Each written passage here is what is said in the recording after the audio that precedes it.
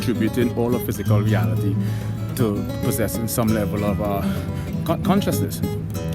So multidisciplinary, you have to take psychopathology, parapsychology, pathology, philosophy, and you have to take cognitive neuroscience into consideration because their brain oscillation transitions from what society is ubiquitously known for in the beta or alpha when you're in a relaxed state to sometimes gamma.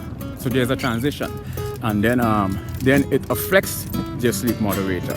It affects the endocrine system. So when you get into a number of different psychopathological disorders, right, you have to take a multidisciplinary approach because many areas have to be taken into consideration, primarily metaphysics and phenomenology, the structure of consciousness and the human experience, how some psychopathological illnesses, right, how sensory perception or sensory modality, auditory, optical, olfactory, tactile, and gustatory.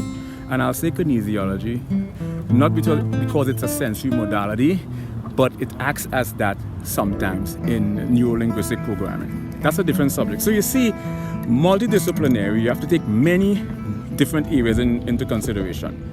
You know, a fascinating phenomenon outside the realm of scientific inquiry is the whole mind branch of philosophy that deals with the mind and matter, substance, and attributes.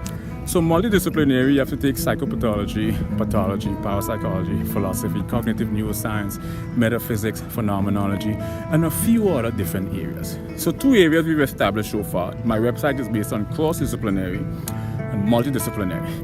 Transdisciplinary now is where 2 mutually exclusive domains sort of converge, or just like a symbiosis or just a consolidation.